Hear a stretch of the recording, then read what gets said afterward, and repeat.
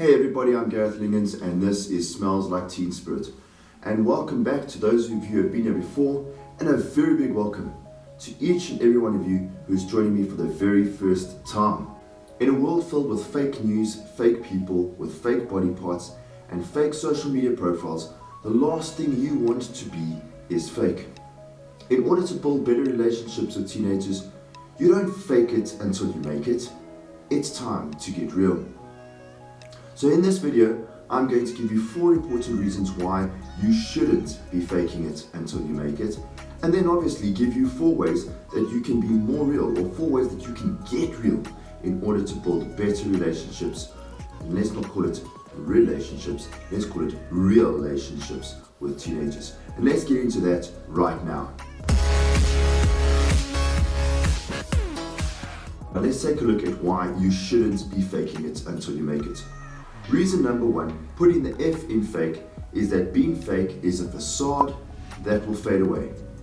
I love this quote by Ishmael Handlea, and the quote goes like this: "Some people think that truth can be hidden with a little cover-up and decoration, but as time goes by, what is true is revealed and what is fake fades away." Anywhere you ever look, fake fades away. The facade will come down, and so being fake, it's temporary.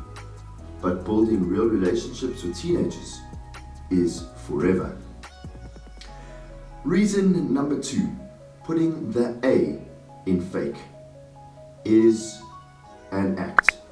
An unknown author said, "Don't pretend to be something you're not. Don't act, because one day you're going to be in a situation where you won't know how to act at all. You see, the day will come when you will run out of acting abilities, and then everything that you did and said will be called into question. Your character will be called into question, and what kind of act will you then be able to put on?" Reason number 3, putting the K in fake. Being fake is about keeping up appearances. You might say, well, why is that such an issue? Well, this picture says it all. Some people aren't really all they post to be. Teenagers are surrounded by fake stuff. Everything they pretty much see on social media is fake. Everyone trying to keep up some sort of appearance, to be liked on TikTok, Instagram, Facebook and Snapchat. So many photos are touched up with some sort of filter to keep up their appearances. And no one really sees the true person behind the fake smiles and poses. All they see is these fake people on all these social media feeds. Reason number 4, putting the E in fake, is it will end badly. When the facade of being fake comes down, the relationship will end, and all trust will be broken down too. I cannot think of anything more devastating than losing a teenager's trust or doing something to hurt them. You're never going to win that trust back. Faking it till you make it will make it a disaster. So you might be going, oh, all the doom and gloom. What about making this better? Well, let me give you 4 reasons or 4 ways that you can be real as you build real relationships with teenagers, using the word, of course, real. So let's start by getting real with the letter R. The R in the word real is about getting real with your roles and responsibilities. I've always developed a good relationship with teenagers in whatever sphere I find myself. So therefore, to some teenagers, I'm a teacher, and so I teach. To others, I have been a coach, and so I coach. To others, I'm a neighbor and a teacher at the school at the same time. But when I'm at home, I am their neighbor. You see, in each situation, there are no airs and pretenses, no acting, just being me in whatever role I find myself, and carrying out the responsibilities expected of me in each role to the very best of my ability, in the most me way possible, the most authentic, real way possible. Teenagers need to see real adults dealing with real situations in real ways. And when you don't know how to deal with the situation, you don't act, you ask for help. What could be more real than showing teenagers that we all need help from someone, and it's okay to reach out and ask for it? How many teenagers don't ask for help because they don't see all the people around them acting like they don't need to ask for help? You see, teenagers are not looking for more people that can keep up their parents. They are looking for role models and leaders, and they are looking in all the wrong places, especially when all the people around them are fake. If you are not real or honest, if you are being fake, you are going to struggle to develop a deep and meaningful relationship of influence with a teenager.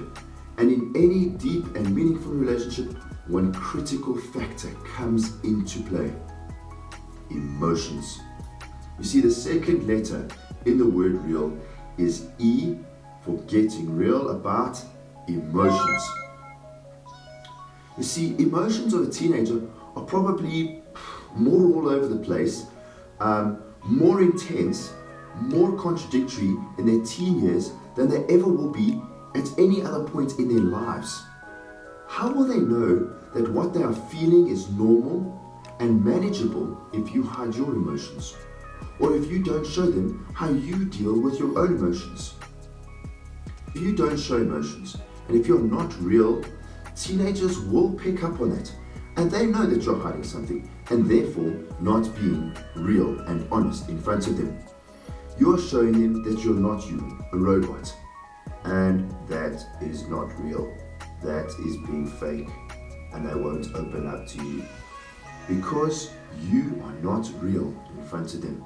How can you expect a teenager to open up about their emotions if you appear to have no emotions at all?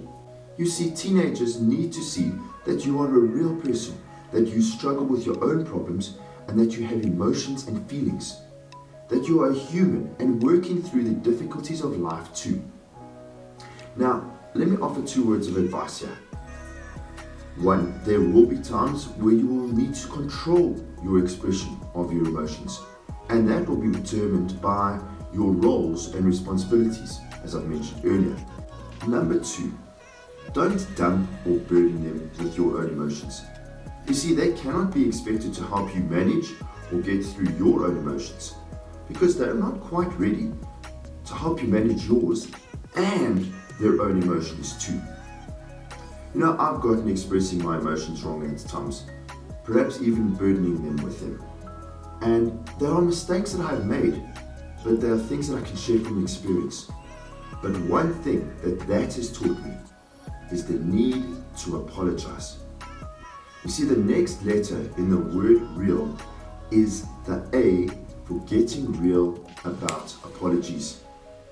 Now, probably the most important way that you can show that you are a real person is that you need to acknowledge and apologize for any mistakes that you make.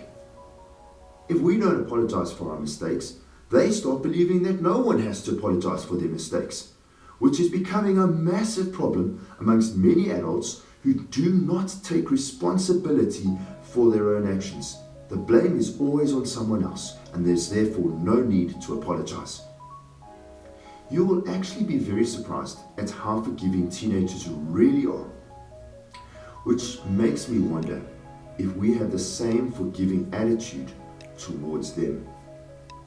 But a very simple apology with no excuses and an offer to fix it, if you can, goes a long way to being more real.